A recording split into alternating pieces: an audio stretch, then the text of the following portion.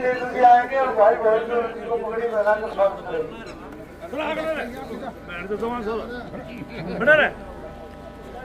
कुछ आएंगे मंत्री साहबों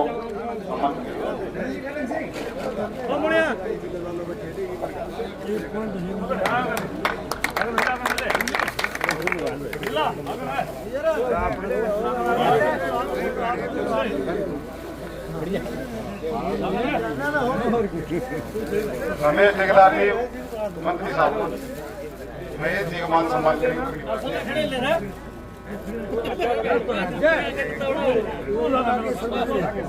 शर्मा जी नमस्कार।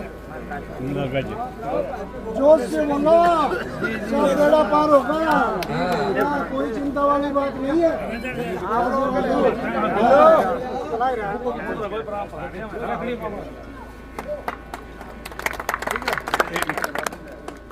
मायादेवी सेन जी उपका के मन हेलो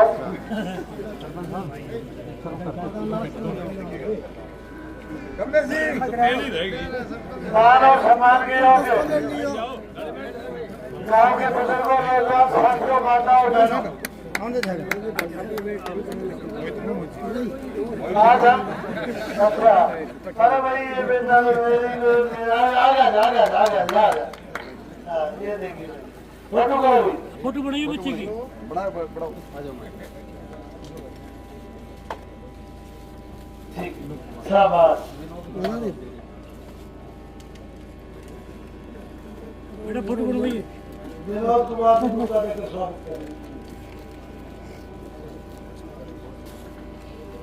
फिर माता शक्ति को राम राम। सभी बातें विस्तार में मंत्री जी ने बता दी, परंतु मैं एक बात कहना चाहूंगा। जैसे दादी को थी बाप की बात करे थी, सच्चाई है।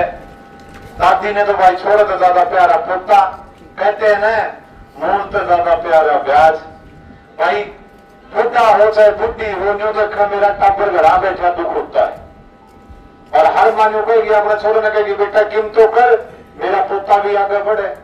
परंतु मैं एक बात कहता हूं, उस बच्चे ने उस पोते ने जब मेहनत करनी चाहिए, आगे बढ़ने की आशा रखी और अपने पिता के कर्म मानकर कर्तव्य मान के आगे बढ़ने की सोची, मेहनत करी, अपने पिता के साथ खेतों में भी मेहनत करी और फिर उसके बीच में अगर खर्ची पर्ची आ गई तो उस बच्चे का मन कितना ज्यादा दुखी होकर टूट जाता है। क्योंकि बच्चा पिता के ऊपर बोझ नहीं बनना चाहता, बच्चा पिता को ये नहीं कहना चाहता बाबू मैं मेहनत तो कर लूंगा, जितनी तू मेहनत कर रहा है उससे दुगनी कर लूंगा, लेकिन मैं नहीं चाहता कल की मेरी काबिलियत के ऊपर कोई आदमी शेख बन के यूं कह दे कि मैं रुपये ले दे, रुपये नहीं तो किम खर्ची ले दे, किम पर्ची ले दे ताकि तेरा काम करवाऊं। क्योंकि बच्चा वहीं हताश हो जाता। एक पुत्र या पुत्री अपने पिता के आगे कभी भी हाथ जोड़कर ये नहीं कह सकती कि मेरा भविष्य बनाने के लिए तू कुछ भी कर, कुछ भी चीज बेच कर मेरा बना। पिता और माता ऐसी चीज है, घर जमीन दौलत के खुद को भी गिरवी रख देते हैं ताकि बच्चे का भविष्य बन जाए। परंतु दिक्कत कहाँ आई जब ये खर्ची पर्ची की प्रथा चलकर उस बच्चे और माँ बाप की रीढ़ की हड्डी तोड़ दी। आज सौभाग्य से मैं कहता हूं, बच्चों के दम पर, उनके विश्वास के दम पर प्रांत के अंदर, देश के अंदर भारतीय जनता पार्टी ने नौकरी देने का काम किया। आज हर बच्चे के मन में एक आशा जागी है, वो खुद के दम पर लाऊंगा। बाबू ने भी ये कहता है बाबू तो मेहनत के दिन खत्म, तू आराम कर, तेरा टापर आगे अपना पड़ेगा। क्यों? क्योंकि मोदी की गारंटी है कि दम से आगे बढ़ेगी। हरियाणा प्रदेश जिसको कभी दूसरे राज्यों के मुख्यमंत्री ये कहा करते थे छोटी सी ढाणी है, ये ढाणी क्या विकास करेगी, इस ढाणी के लोग कहां बढ़ेंगे। आज मैं ये कहता हूं हरियाणा प्रदेश उन राज्यों से ज्यादा विकसित है जहां के मुख्यमंत्री कभी ढाणी कह के ये कहा करते कोई एम्स जैसी एक संस्था दे दो। आज हरियाणा प्रदेश में 2 एम्स जैसी संस्था मौजूद है। हाईवे के नाम पर उन राज्यों के अंदर जो हाईवे के नाम पर स्टेट के ऊपर रोड है वहीं से तो उनके नेशनल हाईवे हैं, पर हमारे नेशनल हाईवे तो ऐसे हैं, कोई आदमी पंजाब में भी रहता हो, उन्हें जयपुर भी जाना होगा तो भी न्यू का है, एक बार हरियाणा के भीतर तो 152 डी की ले ले, ईशा रोड दिखाऊंगा जन्नत बरगा कि काम सोच सके कि रोड सूखे। अगर आप पानी की कनेक्टिविटी की बात करें, हरियाणा सरकार ने पिछले 10 साल के अंदर एक मुहिम चलाई, जो पानी सिर्फ कैथल और रोहतक खत्म हो जाता था, आज जोड़ के नहरों के साथ जोड़ के कनेक्टिविटी नांगल चौधरी तक ला दी। कभी किसी व्यक्ति ने नहीं सोचा था, जिस हल्के को ये माना जाता था कि सबसे सूखा एरिया है, आज उसकी आखिरी टेल तक पानी पहुंच रहा है। ये दान, ये साथ, ये विश्वास भारतीय जनता पार्टी के माननीय प्रधानमंत्री की देन है। प्रधानमंत्री ने हमेशा कहा कि मेरा देश जब विकसित होगा जब प्रदेश के रहने वाले व्यक्ति विकसित होंगे, समाज विकसित होगा, गांव विकसित होगा। उनकी मुहिम उन्होंने छेड़ी है।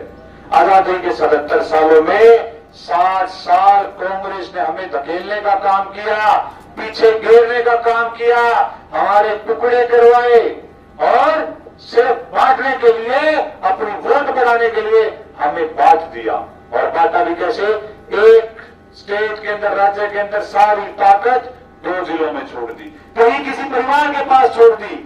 आज भारतीय जनता पार्टी ने, माननीय प्रधानमंत्री ने हर एक जिले, गांव को जोड़कर उनको ताकत बनाकर देश का पुनर्निर्माण किया है।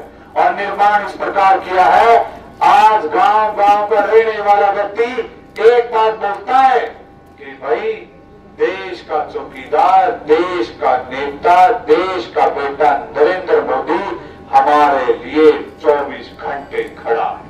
विश्वास है, लोगों का, जनता का विश्वास नरेंद्र मोदी बन चुका है। और दूसरी तरफ एक ऐसा नेता जो सारे प्रांतों में घूम रहा है, वो ये देखने के लिए घूम रहा है उसकी लगाई हुई आग, उसकी लगाई हुई टुकड़े इस देश को कितना बर्बाद कर चुके थे। आज वो भयभीत हो चुका है कि हिंदुस्तान के प्रत्येक राज्य ने ये तय कर लिया है, जैसे सरदार वल्लभ भाई पटेल ने तय किया था कि हिंदुस्तान को जोड़ेंगे, वैसे नरेंद्र मोदी ने भी तय कर लिया कि विश्व के अंदर डंका हिंदुस्तान का बचेगा और हिंदुस्तान का प्रत्येक प्रांत एक साथ होकर इस देश का भविष्य लिखेगा। और ये तभी मुमकिन है जब आप लोगों की ताकत, सबसे बड़ी ताकत जो मतदान की ताकत है, वो भाई नरेंद्र मोदी जी को मिले, आपका सहयोग मिले, ताकि वर्तमान की सरकार आने वाले 5 साल में इतनी हिम्मत से आए कि हर बच्चा, हर साथी, हर बुजुर्ग सीना तान कर ये कहे कि हिंदुस्तान वो हिंदुस्तान बन चुका है जिसकी उम्मीद, जिसका सपना प्रत्येक व्यक्ति इस देश में रहने वाला सोचता है। और ये ताकत केवल आप लोगों के आशीर्वाद देने के कारण है। तो मेरी विनती है, 25 तारीख बार शनिवार मतदान कमल के हक में देके देश के अंदर माननीय प्रधानमंत्री जी को तीसरी बार लाएं, आपके बेटे को लाएं, ताकि देश का भविष्य, आपका भविष्य सबसे ज्यादा सुरक्षित हो। साथ के साथ एक सूचना, 23 तारीख को आपके लोकप्रिय प्रधानमंत्री जी आपके बेटे महेंद्रगढ़ जिले में आपके पास महेंद्रगढ़ के अंदर आने लग रहे हैं, आपका आशीर्वाद लेने के लिए, आपका साथ लेने के लिए। मेरे बुजुर्गों से, युवा साथियों से विनती है, आप 23 तारीख को वहां पर आकर ये सुनिश्चित कर दें कि प्रधानमंत्री जी, चाहे समय कैसा भी हो, चाहे कितनी ही गर्मी हो, 25 तारीख को ये हाथ थमेगा नहीं, थकेगा नहीं, मतदान आपके हक में जाएगा, देश में कमल का फूल खिल के दिखाएगा। ये कहकर मैं मेरी बात समाप्त करता हूँ। आपका बहुत बहुत धन्यवाद करता हूँ। मानव सम्मान के योग बुजुर्गों, नौजवान साथियों, माताओं बहनों, आज हम चौधरी धर्मेश जी जो भारतीय जनता पार्टी के लोकसभा के प्रत्याशी हैं, उनके लिए वोट मांगने आए हैं। हमारे साथ इस करीब आए हैं उनके स्कूटर भाई मोहित चौधरी और हम सभी भारतीय जनता पार्टी के कार्यकर्ता बंधु सामने आपको बैठे दिखा रहे हैं। और आज सुबह से 7 बजे से लगे थे और अब तक जिस भी गांव में जा रहे हैं इसी प्रकार से बहुत भारी भीड़ और बड़ा आश्वासन और लग रहा है कि बहुत भारी मतों से हमारे आपको प्रत्याशी जीतेंगे।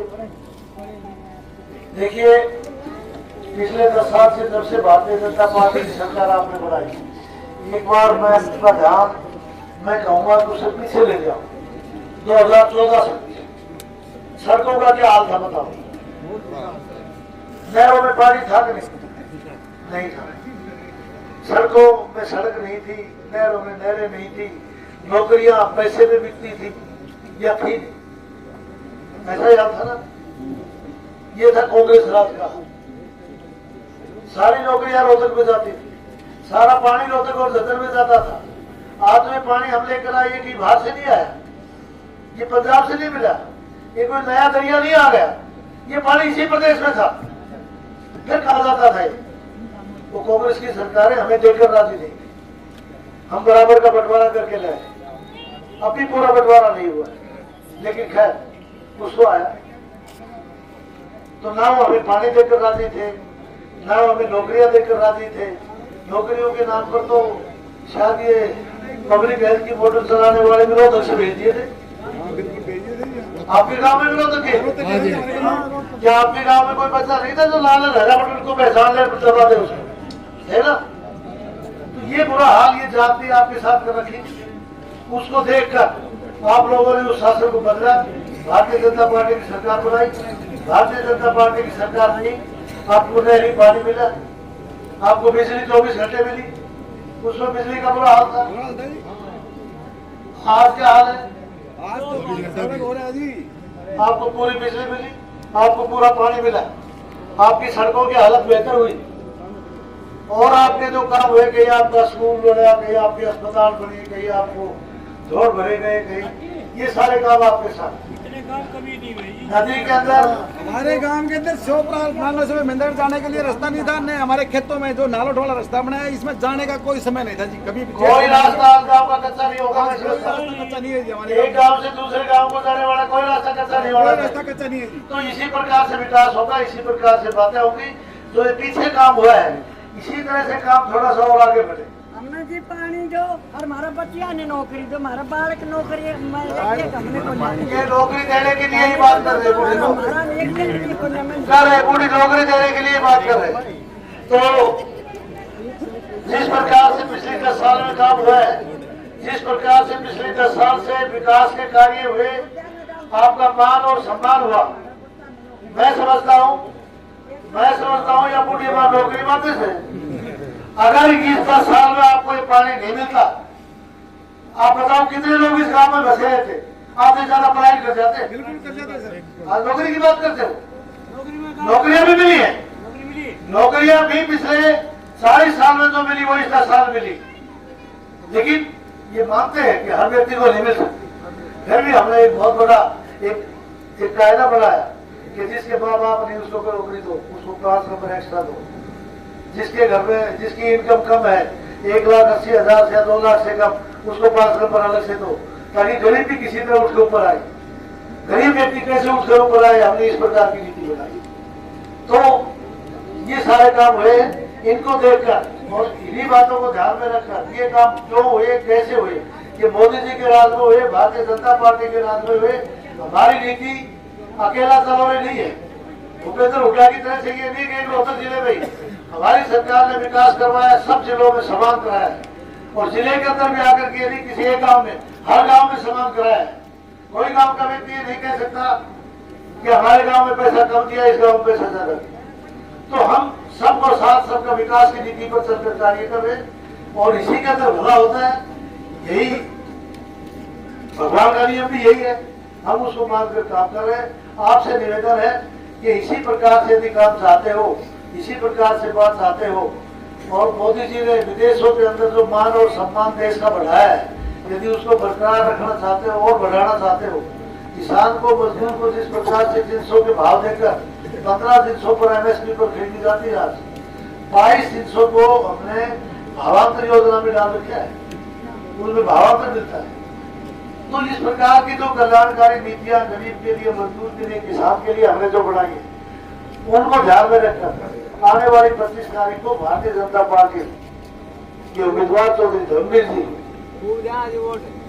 के सामने का बटन दबाकर, कमल के फूल को दबाकर उनको विजयी बनाए, ताकि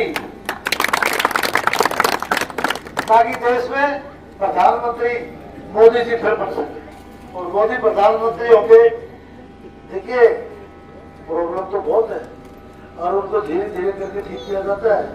कहीं राम मंदिर ठीक किया, कहीं धारा 370 तोड़ी गई, इनके अनेक फायदे हैं।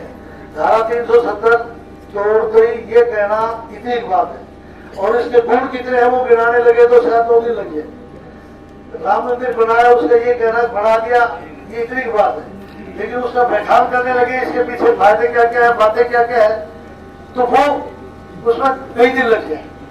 इसी प्रकार से एक मोटा काम बोल रहे हैं, सीए समानता लाने, नागरिक समानता अधिनियम, वो ये लाना तो इसी बार चाहते थे, लेकिन किसी कारण से नहीं आ सके। आज देश के अंदर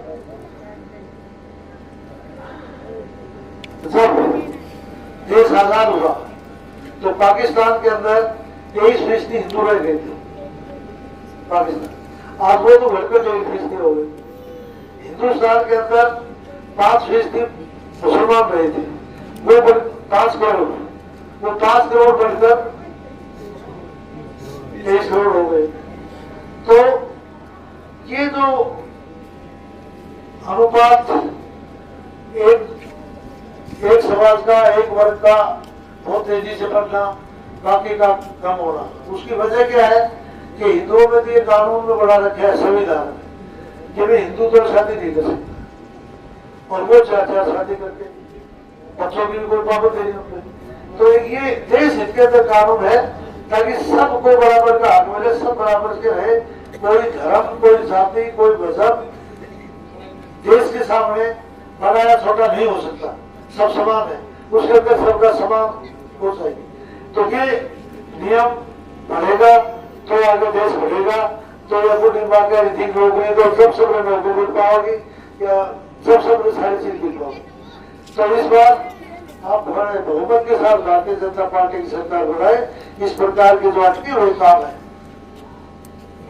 अगर ऐसे ये काम नहीं ठीक हुए तो एक दिन ऐसा आएगा कि आप लोग फिर इससे बाहर हो जाओगे। पहले तो देश गुलाम हुआ था, गुलामों से पूरी स्थिति थारी हो जाएगी, अब आज कोई और करेगा। तो इस मामले की समानता लाने के लिए ये सीएए का जो कानून है ये लाना बहुत जरूरी है, और उसके लिए भारी बहुमत चाहिए। तो आने वाली 25 तारीख को आप भारतीय जनता पार्टी के बटन को दबाकर चौधरी धर्मवीर जी को जिताए, और ताकि ये मोदी जी की माला के बढ़िया बने और मोदी जी इस देश का हार बने। इस उम्मीद के साथ जय हिंद, जय भारत। मैं